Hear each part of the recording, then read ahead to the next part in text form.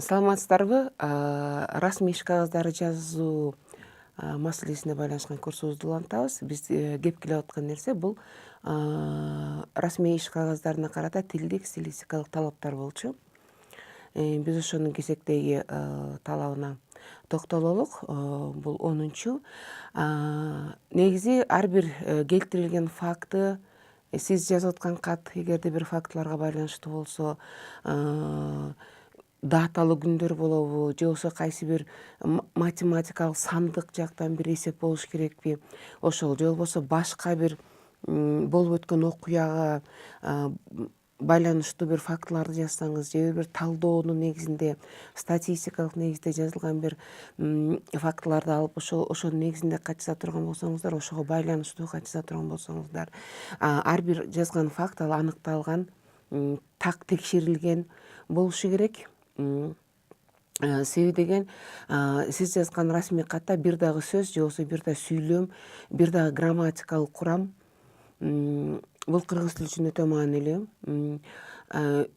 Сиз өзүңүз берип жаткан маалыматта мындай күмөнүңүз бар экендигин көрсөтпөшүңүз керек. И күмөнүңүз дагы болбош керек. Негизи бир суроо жараткан, күмөн жараткан маалыматтарга таянып, негизи расмий иш кагаздар, расмий кат, расмий билдирүү, документ эч качан жазылбайт. Ал жазылбашы керек. Дагы нерсе 11-чи деп атайбыз, талап, тилдик, стилистикалык жактан коюлчу талап расмий кагаздарга бул каттын, жазып аткан катыңыздын, кеңиңиздин тону деп коебуз да, кандай маанайда жазып атасыз, ошол туура тандалышы керек да. Мисалы, эгерде сиз бирөөнүн кетирген катасына нааразычылык билдирип кат жазып аткан болсоңуз, сөзүңүздө эч качан оройлук же болбосо бир сыйлабастык, кемсинтүүчүлүк же болбосо жеке бир жактырбастык маанайдагы бир дагы тил каражаты колдонулбашыңыз керек. Себеби оппонентиңиздин баардык катасын, сиз баардык кемчиликтерин көрсөтүүдө жалпы этикалык, жалпы эреже талапка, расмий мыйзамдарга, мекеменин же болбосо башка ошо сиздин катыңызга тиешелүү сиз иштеп аткан жердеги ишкананын, мекеменин, компаниянын уставына таянып, өзүңүздүн жеке кадыр баркыңызды дагы, анан оппонентиңиздин да кадыр баркын мындай түшүрбөгөндөй кылып жазышыңыз керек. Сиз кемчиликтерин, каталарды гана көрсөтүшүңүз керек. Супсак ошол фактыга таянып гана көрсөтүш керек болот. Бирок өзүңүздүн жеке сезимиңиз канчалык сизде терс маанайды жаратпасын, аны сиз көрсөтпөшүңүз керек. Бул негизи пайда болгон кайсы бир маселени оң чечүүгө жардам берет да. Жана сизди оройлук кылды, мени кемсинтти деп айып коюудан сизди сактайт. Анан эң башкысы бул расмий чөйрө дегенибиз, мурдат айткандай эле, расмий тил деп атканыбыз бул сиздин ишиңизге, кызматыңызга байланыштуу маселени чечип аткандан кийин акыркы максатыңыз ошол маселе чечилип, сиздин ишиңиз, мекеменин иши, компаниянын иши алдыга жылышын көздөйсүз да туура, башкы максатыңыз. Ошондуктан баардык эмоция, баардык кайсы бир терс ойлорду четке калтырып, анан расмий гана эреже тарапка, расмий гана карым катнаш мамилелерге тиешелүү эрежелерге, тартиптерге ылайык гана сөз каражаттарын колдонуп, ошол маселени чечкенге аракет кылабыз. Мисалы, мындай мисал келтирип көрөлүк. Экиден мисал айтам, бир эле мазмундагы. Ойлонуп көрөңүз, кайсынысы орундуу болот. Расмий кагазга жазганга кайсынысы орунсуз болот жана эмне себептен ойлонуп көрүңүз. Кайталайм, 2 мисал айтам. Экөөнүн мазмуну бир, бирок тилдик, стилистикалык жактан айырмаланып турат. Биринчи, биз азыр силерге эч жардам бере албайбыз деп жазсаңыз. Бирөө бир жардам сурап кайрылды дейлик, же болбосо бир азыр мисалы социалдык актылар көп жүргүзүлөт. Кандайдыр бир коомдук уюмдар жанагы кароого, жардамга муктаж социалдык катмарлар бар калктын. Ошолорго жардам берүү үчүн, кайсы бир акцияларды жүргүзүү үчүн ар кандай мекемелерге, мамлекеттик мекемелерге, жеке мекеме ишканаларга, компанияларга көбүнчөсү каржылык жардам сурап, же болбосо башка жардам сурап кайрылат, ошондо мисалы сиз иштеген мекеме кайсы бир себеп менен жардам берүүгө азыр мүмкүнчүлүгү жок дейли. Же болбосо ал сиздердин мисалы бюджетиңерде каралган эмес. Ошондой учурда сиз ал катка кандайча баш тартасыз. Ошо катка жазылган өтүнүчкө сиз жооп бере мындай оң жооп бере албайсыз. Анан дагы бир эреже бар да, негизи расмий келип түшкөн документ болсо, кайрылуу болобу, буйрук болобу, сурамжылоо эмне болобу, негизи баардык катка кыска болсо дагы жооп кайтарыш керек. Жазуу түрүндө калган маалымат алдыңызбы? Ал жерде мазмуну боюнча сиздин кызматчы катары, сиздин мекеме катары болбосо жооп талап кылынабы? Сиз баары бир канчалык сиз үчүн маанилүү болбосун, канчалык сиздин сиздин мекеме компаниянын жасаган иштен канчалык темасы жагынан канчалык алыс болбосун, негизи жалпы расмий чөйрөдөгү карым катнаш мамилелердин этикасы талап кылгандай, сиз ага сөзсүз түрдө жооп беришиңиз керек болот. Ошондуктан мисалы сизге ушундай бир кат келди. Жардам сурап кайрылды. Азыр мүмкүнчүлүгүңөр жок жардам бергенгечи, мисалы жардам бере албайсыңар азыр. Сиз ошону катта кантип айтасыз? Мисалы азыркы сунуш мисалы кыска эле да, биз азыр силерге эч жардам бере албайбыз. Ушинтип жазып койсо болобу? Же дагы бир варианты ушул эле мазмунда, баш тартуу мазмунунда.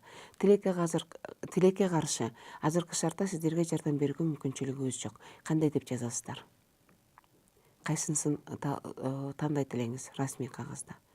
Баштагы айтылган тилдик, стилистикалык, тилдик этикалык кеп мисалы маданиятына ылайык келе турган формасы кайсы расмий чөйрөдө? Биз азыр силерге эч жардам бере албайбыз. Же тилекке каршы азыркы шартта сиздерге жардам берүүгө мүмкүнчүлүгүбүз жок. Кайсынысын тандайт элеңиз? Албетте жазуу түрүндө, расмий чөйрөдө, анын үстүнө сиз эч качан да жеке көрбөгөн, жеке таанышпаган, жүзүнөн тааныбаган адам кайрылды да бир юридикалык субъект катары, же болбосо кайсы бир ишти аткара турган адам катарычы, ага сиз сөзсүз түрдө экинчи формасын колдонгонуңуз туура, жумшак жана мындай эч кандай сиздин мындай кескин терс жооп бергениңизди көрсөтпөй турган жооп, бул тилекке каршы азыркы шартта же болбосо кайсы бир себептер менен сиздерге жардам берүүгө мүмкүнчүлүгүбүз жок деген жазган туура болот да. Ал эми эмне үчүн бул сөзсүз түрдө расмий чөйрөгө дегенибиз? Себеби кыргыз тилинде ооз-эки кеп болуп жатканда расмий эмес чөйрөдөчү, мисалы сиздин досуңуз же апаңыз же уулуңуз, кызыңыз жардам сураса да, мага жардам берип койчу десечи, сиз жок, мен азыр жардам бере албайм деп айткан, ал оройдук болуп сезилбейт. Себеби деген биринчиден бул расмий чөйрө эмес. Бул жакын адамдардын арасында ортосунда болгон нерсе да. Экинчиден бул ооз-эки кеп болгондон кийин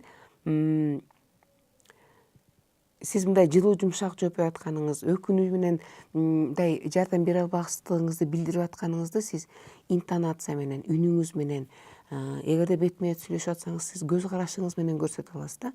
Бул мүмкүнчүлүктөр ооз-эки сүйлөгөндөгү жанагы кептин сиздин үнүңүз, сиздин көз карашыңыз туурабы, интонацияңыз, бул мүмкүнчүлүктөрдү сиз жазуу түрүндө жооп бергенде колдоно албайсыз. Ошондуктан ушундай ооба кичине узунураак болот, бирок жумшак жооп берген, расмий жооп берген сиздин сылыктыгыңызды сиз тил менен гана көрсөтө аласыз жазуу түрүндөчү. Ошондуктан ушул экинчи варианты туура болот. Анан дагы тескерисинче, эгерде сизге эжеңиз, бир тууганыңыз, досуңуз, кесиптешиңиз мага азыр жардам бере койчу деп айтканга, сиз тилекке каршы азыркы шартта мен сага жардам берүүгө мүмкүнчүлүгүм жок деген кептик, ооз-эки кептик стилистика жагынан алганда бул кичине орунсуз көрүнөт. Тескерисинче бул ооз-эки тил үчүн бул ылайык келбей турган кептин формасы болуп эсептелинет. Экинчи мисал, бул маселени сиздер тийиштүү акчаны которгондон кийин гана чече алабыз. Бул кайсы бир мекеменин, компаниялардын, ишканалардын ортосундагы бир каржылык мамилелерге байланышкан маселени чечүү жөнүндөгү каттан алынган үзүндү болуп эсептелинет. Демек, бул маселени сиздер тийиштүү акчаны которгондон кийин чече алабыз. Жана ушул эле мазмундагы сүйлөмдүн экинчи варианты. Сиздер акчаны котормоюнча бул маселе чечилбейт. Же эгер акчаны убагында которуп койсоңуздар, бул маселе болмок эмес. 3 вариантын сунуштап жатам. Биринчиси, бул маселени сиздер тийиштүү акчаны которгондон кийин гана чече алабыз. Экинчи, сиздер акчаны котормоюнча бул маселе чечилбейт. Үчүнчү, эгер акчаны убагында которуп койсоңуздар, бул маселе болмок эмес. Мен азыр сиздерге ооз эки окуп берип жатам бул үзүндүнү, жана мүмкүн болушунча бирдей үн, бирдей интонация менен сиздерге бердим. Бирок сиз муну ушул сүйлөмдөрдө колдонулган тилдик каражаттар, сөздөр, грамматикалык формалар, курамдар ушул сүйлөмдөрдүн ар бирине кандайча кошумча маани берип жатат. Канчалык көп контексти бар ушунун аркасында турган. Ойлонуп көрүңүздөр. Дагы бир жолу, бул маселени сиздер тийиштүү акчаны которгондон кийин гана чече алабыз. Сиздер акча котормоюнча бул маселе чечилбейт. Үчүнчү, эгер акчаны убагында которуп койсоңуздар, бул маселе болмок эмес. Кайсыл вариантын биринчи, экинчи же үчүнчүсүн сиз расмий катта жазат элеңиз өзүңүз жообуңуз катары, жанакы жогоруда айткан талаптарга ылайык, жана кайсынысын эч качан колдонбойт элеңиздер.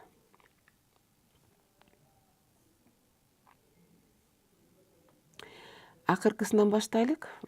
Талдап, эгерде акчаны убагында которуп койсоңуздар, бул маселе болмок эмес. Сиз ушуну расмий кагазда жазасызбы? Албетте жазууга болбойт, себеби деген биринчиден жалпы мазмуну жагынан сиз бул сүйлөм деген негизи сиздин оппонентиңизди күнөөлөп, ачык эле күнөөлөп жатасыз да. Эгер ушинтип койсоң, антмек эмес, туура, эгер сен болбосоң жыгылмак эмесмин дегендей элечи мааниде болуп атат да. Бул деген расмий өз ара карым катнаштагы, өз ара мамиледеги тараптар үчүн такыр жол берилбей турган сүйлөмдүн интонациясы да. Бул жерге эмнелер тоскоол кылат? Эң биринчи кезекте ушул эгер минтип койсоңор, андай болмок эмес. Негизи вот болмок эмес деген мындай шарттуу маанидеги ушул кептик курам, грамматикалык курам эч качан расмий кагаздарда колдонулбайт. Бул ооз эки тилге гана мүнөздүү. Анан дайыма сүйлөшүп жаткан адамдардын ортосундагы кандайдыр нааразылык ачык айтылган, бири-бирин айыптоо деген маанидеги сөз болуп эсептелинет да. Эгерде мен муну ооз эки айтсам сиздерге, минтип айтмакмын. Эгер акчаны убагында которуп койсоңор, бул маселе болмок эмес. Мындай орой, одоно маанидеги сүйлөм болуп эсептелинет. Муну мындай сүйлөмдөргө эч качан расмий кагаздарда жол берүүгө болбойт. Атүгүл чоң документ эмес, электрондук дарега аркылуу кичинекей кат жазсаңыз дагы мындайга жол берүүгө болбойт. Экинчи мисал болсо, сиздер акчаны котормоюнча бул маселе чечилбейт. Бул мурдагыдан кичине жумшак, себеби сиз өзүңүздүн оппонентиңизди айыптаган жериңиз жок. Бирок мында дагы мындай кескин терс мазмундагы нерсе бар. Бул аябай эле өтө катуу эле мындай өжөрлүк менен коюп алган шарттай, мындай шарт койгон адамдай көрүнөсүз да. Акча котормоюнча чечилбейт. Мындай өтө кескин да айтылган сөз. Которсоңор которгула, которбосоңор жок. Бул маселенин андан ары жүрүшүнө менин кызыкчылыгым жок дегендей маанидеги кандайдыр бир кошумча бир нерселер айтылат да бул жерде. Ошондуктан бул жерде ушул грамматикалык мүчө майынча деп атайбыз, котормоюнча, келмейинче, бүтмөйүнчө деген формадагы сөз сүйлөмдөр да кыргыз тилинин расмий тил чөйрөсүнө, кеп чөйрөсүнө мындай ыңгайсыз болуп эсептелинет. Ошон үчүн бул экинчи вариантта туура келбейт. Бул жерде сиздин орой мамилеңиз жок, бирок өтө эле кескин айтылган сүйлөм болуп эсептелинет. Андыктан биринчи вариант бул маселени сиздер тийиштүү акчаны которгондон кийин гана чече алабыз деген сүйлөм расмий чөйрөгө мүнөздүү. Анан сиздин өзүңүздүн оппонентиңизден күткөн нерсеңизди айтканга жетиштүү. Бул жерде шарт коюлуп атат. Бул маселени чече алабыз. Бирок сиздер тийиштүү акчаны которгондон кийин. Расмий иш чөйрөдө айтпадыкпы, негизги максатыбызга жетишибиз керек ишибиздинчи. Биздин максатыбыз ушул маселе чечилсин, бирок ошол эле учурда тийиштүү акчаны биз алалы. Туурабы? Эмне которбой койдуңар? Которуп койсоңор болмок, котормоюнча бербейбиз деген ал ой ичиңизде болсун да. Ооба, чындыгында эле ишиңиздин шарты, уставыңыздын талабы, жетекчиңиздин талабы, сиздин көздөгөн максатыңыз биринчи акча которулушу керек, андан кийин маселени чечесиз. Бирок анын артында турган баардык жеке сезимдериңиз, эмоция баардыгы мындай артта калыш керек да. Себеби деген бул жерде дагы бир нерсе, негизи лингвистикалык психология деген илим бар. Ошол дагы ошо расмий кагаздарын түзүү, расмий чөйрөдө кептик эрежелерди калыптандыруу, ошонун жакшы жаман жактарын кароодо дагы ошо психологиялык лингвистика илиминин дагы чыгарган таянактарына, ошолордун теориясына дагы таянат да. Ошолордун бири аябай кызыктуу, ушул биздин карап жаткан маселеге тиешелүү да. Негизи кайсы гана тилде болбосун, терс маанини билдирүүчү тилдик каражаттарды колдонуу адамдарды көп жакындаштырбайт экен да. Расмий чөйрөдө мүмкүн болушунча терс маанини билдирүүчү конструкция, терс маанини билдирүүчү грамматикалык формаларды аз колдонгон жакшы да. Мисалы, мурунку эки сүйлөмдө, мисалы, эгерде акчаны убагында которуп койсоңуздар, маселе болмок эмес. Эмес деген сөз терс маанидеги сөз кыргыз тилинде. Мисалы, бул китеппи? Жок, китеп эмес. Туурабы? Азыр сабакпы? Жок, сабак эмес. Негизи эмес деген сөз расмий чөйрөдө мындай көп мындай жагынан келгенде негизи терс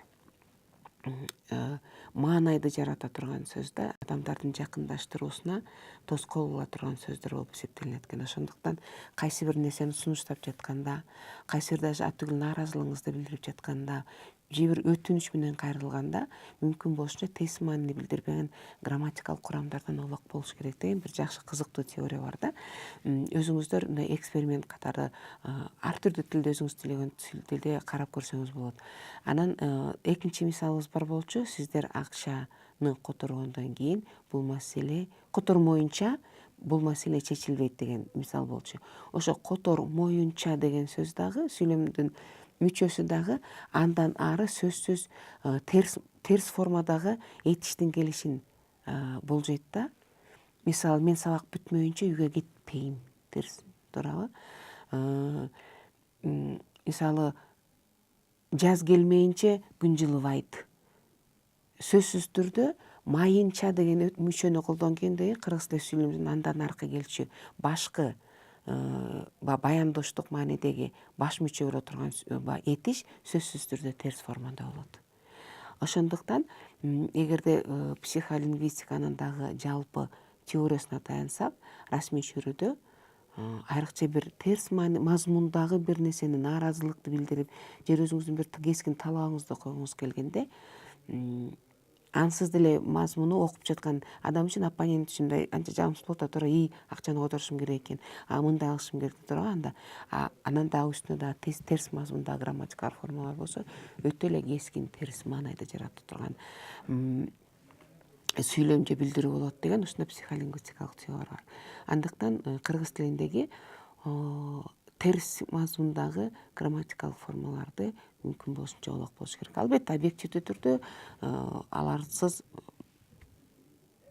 бул мүмкүн эмес текстти жазуучу, бирок айрым учурларда ушул эрежени дагы эске алган туура болот да. Албетте жогоруда айтылган жалпы могу тилге жана стилистикага тиешелүү талаптар негизи бул иш кагаздары чөйрөсүндө жалпы эле деги эле ушу иш кагаздарга ишкердик иштик мааниде мазмундагы багыттагы байланыштарга тийиштүү жана көпчүлүгү белгилүү бул эрежелер болуп эсептелинет. Негизги мен айткандардын көбүн билет болушуңуз керек. Ошентсе дагы ар бир тилдин кептик курамдары ар түрдүү стилдерге баш ийет. Биз азыр эле буга мисал келтирдик. Бир эле мааниде, бир эле мазмунда, бирок стилистикалык жактан ар түрдүү болуп эсептелинет. Жок, мен сага мен сага жардам бере албайм. Орток болушу мүмкүн. Интонацияңызга, үнүңүзгө жараша орой, кескин же жөнөкөй эле болушу мүмкүн. Ал эми мен сага азыр жардам берүүгө мүмкүнчүлүгүм жок. Бир эле мазмунда, бирок стилистикалык жактан башка таптакыр башка курам болуп эсептелинет.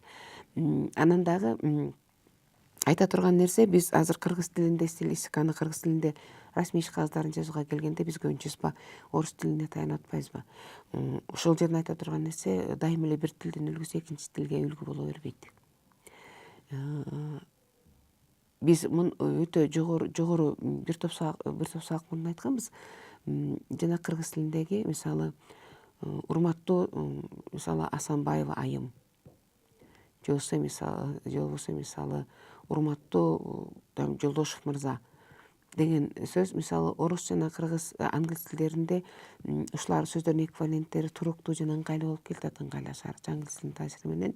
Кийинки мезгилдерде бул орус тилине өтө ийкемдүү кирген нерсе да, бирок менин жеке пикиримде кыргыз тилинде бул дайыма орундуу боло бербейт. Бул жөнүндө мурунку сабактарда айтканбыз. Негизи расмий тилге тиешелүү болгон формалар, маданияттар дайыма эле кыргыз тилине туура болбойт деп айттык. Бул жөнүндө кийинки дагы сабактардын мисалында айтабыз.